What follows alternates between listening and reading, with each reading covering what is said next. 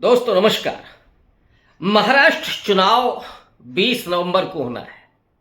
23 तारीख को नतीजा आएगा। नतीजे में किसकी सरकार बनेगी ये तो अभी नहीं कहा जा सकता, लेकिन एक बड़ा दावा किया जा रहा है। वो दावा शरद पवार गुट के एक नेता का है। कह वो ये रहे हैं कि जैसे ही महाराष्ट्र में एमबीए की सरकार बनेगी, महाविकास आघाड़ी की सरकार बनेगी, उसके 7 दिन के भीतर नरेंद्र मोदी की सरकार गिर जाएगी। ये जो दावा है इसका परीक्षण करना बेहद जरूरी है और इस खबर का विश्लेषण करना भी जरूरी है, इसलिए मैं आपके बीच में आया हूं। पहला सवाल कि दावा कर कौन रहा है और उसके दावे में दम कितना है। यह दावा किया है शरद पवार के गुट के एक बड़े नेता, उनका नाम है जितेंद्र आव्हाड। ये शरद पवार के राइट हैंड माने जाते हैं। उन्होंने दावा किया कि शरद पवार के टच में नीतीश कुमार भी हैं और नायडू भी हैं, और ये बात कोई छिपी हुई नहीं है। शरद पवार वरिष्ठतम नेता हैं इस देश के, और किसी भी पार्टी का कोई ऐसा नेता नहीं है जो शरद पवार को मानता ना हो, उनका सम्मान ना करता हो। यहां तक कि जिनके साथ आज 36 का आंकड़ा है, वे नरेंद्र मोदी भी शरद पवार को अपना राजनीतिक गुरु कह चुके हैं। यहां चाणक्य ने खेल किया, लेकिन चाणक्य के गुरु भी शरद पवार को अपना गुरु मानते हैं, तो वो शरद पवार कि गुट का अगर कोई खास व्यक्ति ये दावा कर रहा है तो उस दावे में दम तो होना चाहिए। अब और आगे उन्होंने क्या कहा, ये चुनावी रैली है। चुनावी रैली में कई बार बढ़ चढ़कर के दावे होते हैं, वादे होते हैं, और कई बार माहौल बनाने के लिए बेहद आक्रामक भाषण होते हैं। लेकिन जहां तक जितेंद्र आव्हाड की बात है, वे बड़बोले जरूर हैं, लेकिन उन्होंने जिस बात को रेखांकित किया है वो एक और बात ऐसी है जो अभी तक सामने नहीं आई थी। उन्होंने अजीत पवार पर आज बड़ा हमला किया है। अजीत पवार शरद पवार के भतीजे हैं। उन्होंने कहा कि अजीत पवार ने अपने चाचा को धक्का देकर के निकाल दिया था। ये बात किसी नजदीकी को ही पता होगी, क्योंकि इसका खुलासा न तो अजीत पवार ने किया और न ही शरद पवार ने किया। इसके मायने क्या है?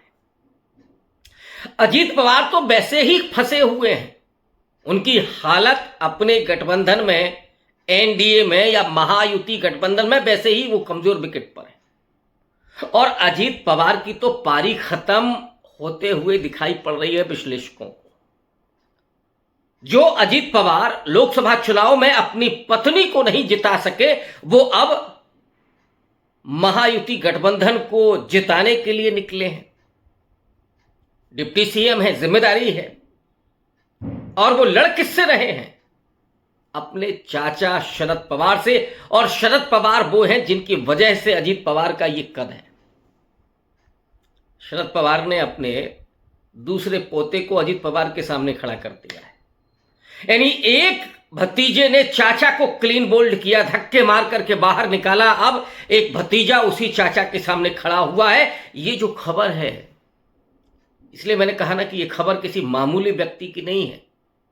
कोई भी ऐरा गहरा ये खबर नहीं देगा कि साहब अजीत पवार ने शरद पवार को धक्का दे करके निकाल दिया है। और वही व्यक्ति जब ये दावा कर रहा है कि 7 दिन के भीतर नरेंद्र मोदी की सरकार जाएगी, ये दावा जितना महत्वपूर्ण होने जा रहा है, अब जरा देखिए कि इसीलिए क्या नरेंद्र मोदी महाराष्ट्र में किसी तरीके से सरकार बचाने के लिए पूरी कोशिश करने में लगे हुए हैं, लेकिन महाराष्ट्र की जो बिसात है उस पर नरेंद्र मोदी इतनी आसानी से एमबीए को मात नहीं दे सकते, महाविकास आघाड़ी को विकास मात नहीं दे सकते। वहां के जो समीकरण हैं वो ये दिखाते हैं कि नीतीश बाबू हो या चंद्रबाबू नायडू, ये दोनों ही जो शरद पवार से जुड़े हुए हैं, और लोकसभा चुनाव के पहले एक परिस्थिति बनी हुई थी कि अगर किसी को भी पूर्ण बहुमत नहीं मिलता है और बाजी कहीं महाराष्ट्र के पाले में गई तो शरद पवार वो मौका नहीं छोड़ेंगे। शरद पवार की अंतिम इच्छा प्रधानमंत्री बनने की है। तो ऐसे में वो इन दोनों ही नेताओं को अपने साथ जोड़ सकते हैं और ये सरकार गिर सकती है। ये जो दावा है, इस दावे में दम तो दिखाई पड़ता है,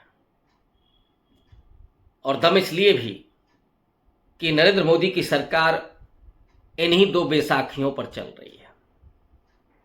नीतीश कुमार के साथ जो परिस्थितियां इस समय बिहार में पैदा की जा रही हैं, वहां पीके यानी प्रशांत किशोर को खड़ा करके उनकी जड़ में मट्ठा डालने का काम खुद भारतीय जनता पार्टी कर रही है। तो ऐसे में नीतीश कुमार खून का घूंट पी करके इस समय सरकार चला रहे हैं और उन्होंने एनडीए सरकार को समर्थन दिया हुआ है। नीतीश कुमार ने पहली जो शर्त रखी थी नरेंद्र मोदी के सामने, दो शर्त रखी थी। एक तो बिहार को स्पेशल पैकेज देना, स्पेशल दर्जा देना, राज्य का विशेष राज्य का दर्जा, लेकिन बदले में मिला क्या? Special package. और ये उस झूठ के मुकाबले भी कम है जो नरेंद्र मोदी ने कभी चुनाव में बोला था, कितना दे दूं, 50 करोड़, 100 करोड़, इतने करोड़, उतने करोड़। मिला क्या? झुंझुना। बिहार को कुछ नहीं मिला। और बिहार डबल इंजन की सरकार है।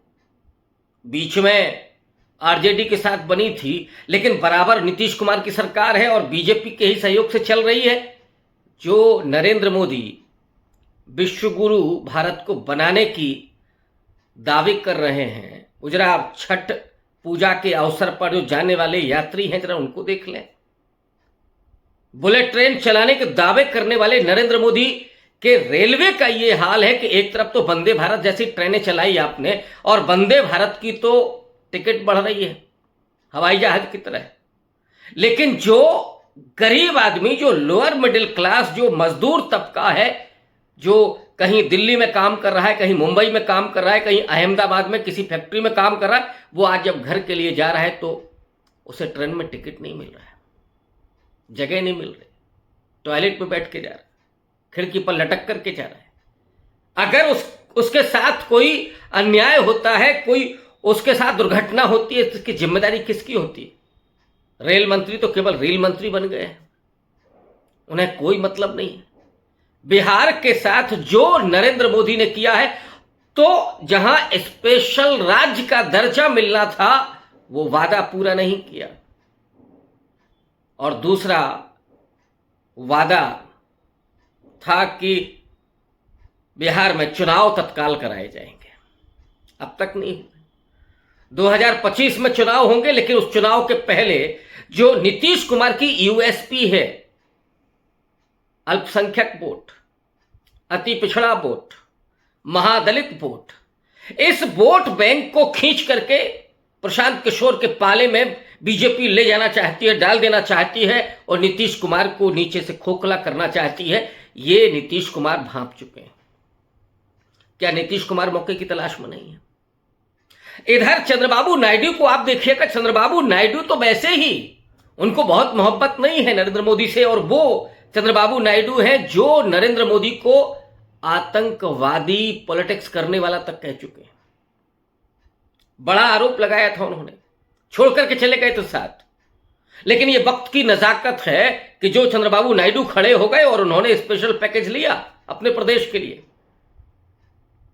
शरद पवार इन दोनों के साथ बेहद करीब हैं। एक तरफ चंद्रबाबू है, दूसरी तरफ नीतीश बाबू है, और इन दोनों को अपने साथ लाने में शरद पवार को ज्यादा पापड़ नहीं बेलने पड़ेंगे, और उसके बाद जो होगा वो ये पूरा देश देखेगा। तो ये जो जितेंद्र साहब का दावा है, उस दावे में बड़ा दम है, वो दावा हल्का नहीं है, क्योंकि शरद पवार माहिर खिलाड़ी है, महाराष्ट्र के ही नहीं, इस देश की राजनीति के। और ऐसे में जब पूरे देश में विपक्ष तबाह हो, ममता बनर्जी से लेकर के वो अखिलेश यादव तक, मायावती से लेकर के उद्धव ठाकरे तक, लालू प्रसाद यादव से लेकर के एम के स्टालिन तक, ये तमाम जो लीडर्स हैं जो अमित शाह, नरेंद्र मोदी और उनके द्वारा किए जा रहे ईडी, सीबीआई, इनकम टैक्स संस्थाओं के दमन के जरिए जो उनकी राजनीतिक साख कोई नहीं, जड़ों को भी खत्म करने पर लगे हुए हैं, उनसे पीछा छुड़ाना बेहद जरूरी है इनके लिए। और राहुल गांधी ने तो एक तरफा लाइन ली ही हुई है।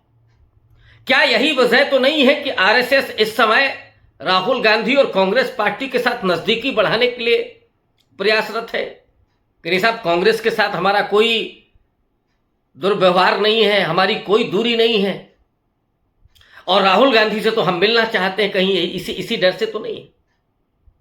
तो ये जो खबर है, इस खबर पर हमारी निगाह बनी रहेगी। और महाराष्ट्र के चुनाव में भी जो होने जा रहा है, मैंने पहले भी कहा है कि अगर सामाजिक समीकरण दुरुस्त करने में कामयाब होते हैं राहुल गांधी, खास करके राहुल गांधी, कांग्रेस पार्टी, शरद पवार की अपनी पॉलिटिक्स है, उद्धव ठाकरे की अपनी पॉलिटिक्स है, लेकिन जो कांग्रेस पार्टी राहुल गांधी के कंधों पर एक आइडियोलॉजी फाइट कर रही है, आइडियोलॉजिकल लड़ाई लड़ रही है, उसके लिए जरूरी है कि सिर्फ एजेंडा ही नहीं, सामाजिक समीकरण भी दुरुस्त हो।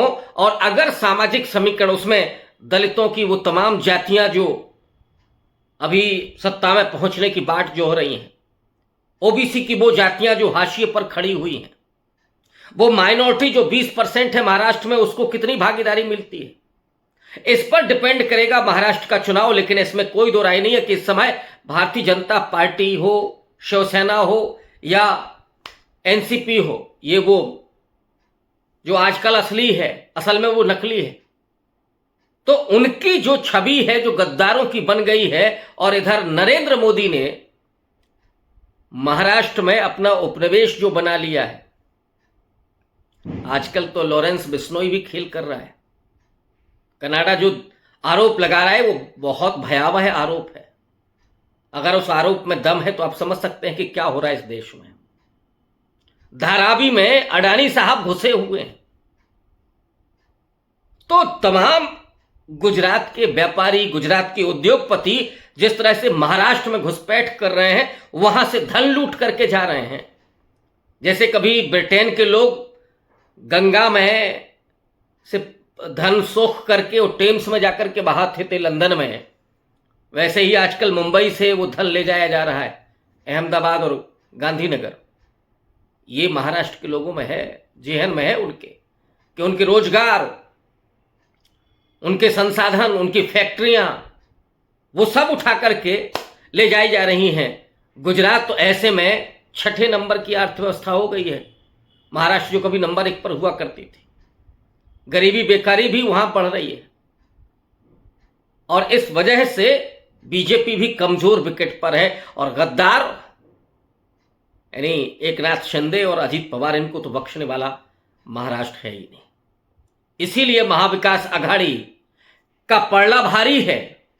और अगर ये होता है तो फिर अर्जुन साहब का, अर्जुन जिनके बारे, सॉरी, जितेंद्र ने जो कहा है वो भी हो सकता है, क्योंकि शरद पवार कच्ची गोलियां नहीं खेलते। और अगर खेल बन गया तो नायडू और नीतीश इधर होंगे और नरेंद्र मोदी गांधीनगर होंगे। शुक्रिया।